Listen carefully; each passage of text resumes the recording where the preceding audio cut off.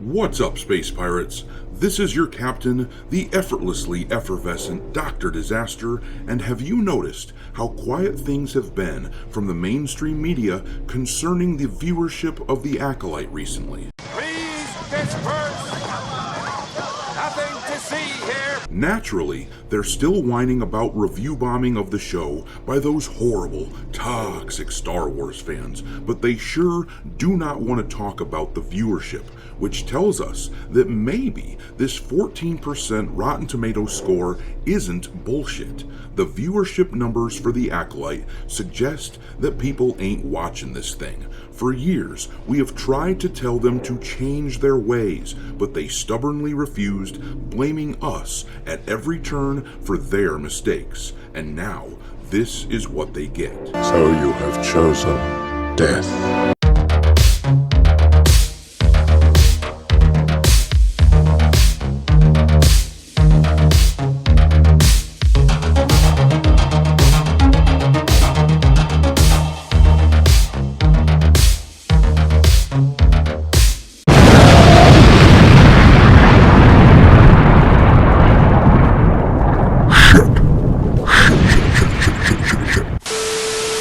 Alright, me hearties, make sure you like this video and subscribe to the channel if you haven't yet, and also, don't forget to follow me over on Twitter, where my handle is Dr. Disaster 1. But anyhow, let's get these viewership numbers from The Acolyte, and we will discuss how bad things have gotten.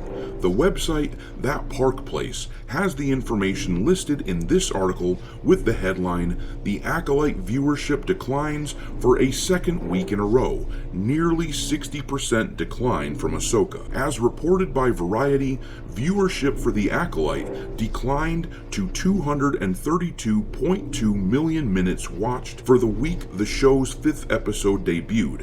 That is a decline of 11% from the previous week, which had a total of 262 million minutes watched.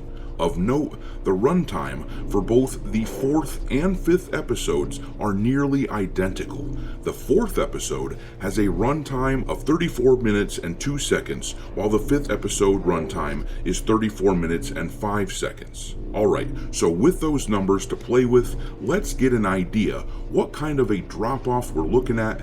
Episode 4 had 262 million minutes watched. If we divide that by the runtime of the episode, we can see that approximately 7,706,000 people tuned in for episode 4. The media and Disney shills out there won't shut up about the big lightsaber fight in the 5th episode, but it's too bad that a bunch of people just didn't see it.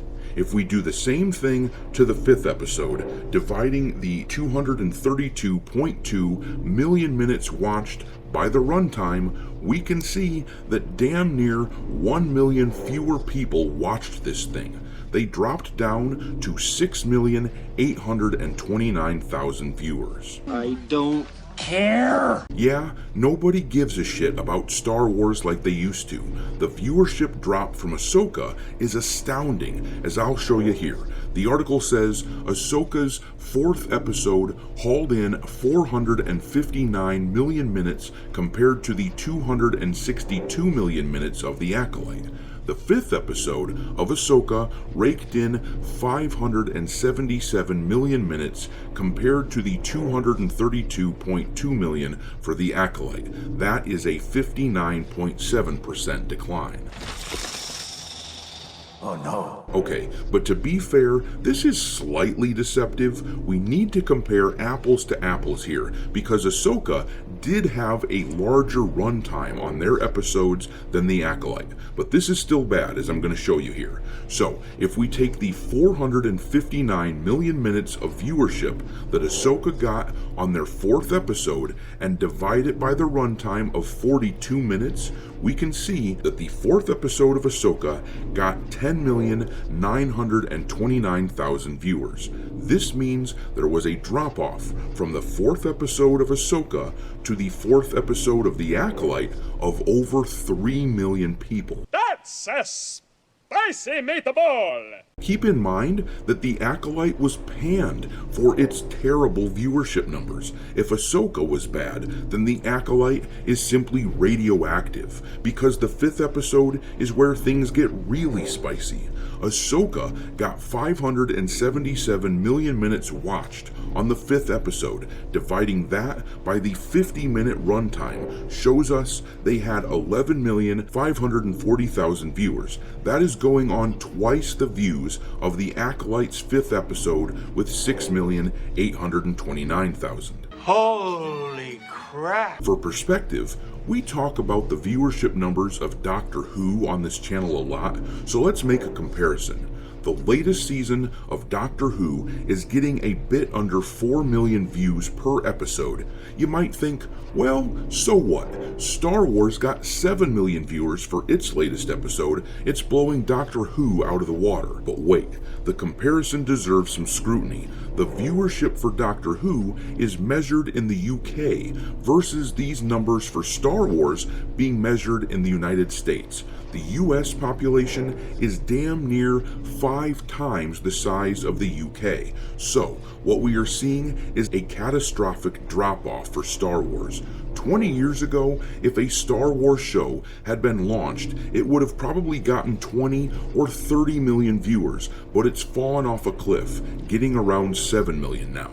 Those 7 million die-hard Star Wars fans / Disney apologists aren't enough to carry a franchise like Star Wars, where they spend hundreds of millions to produce the content. I mean, look at the Rey movie coming up in a few years. That will easily have a budget of $200 million, probably more, but at least $200 million.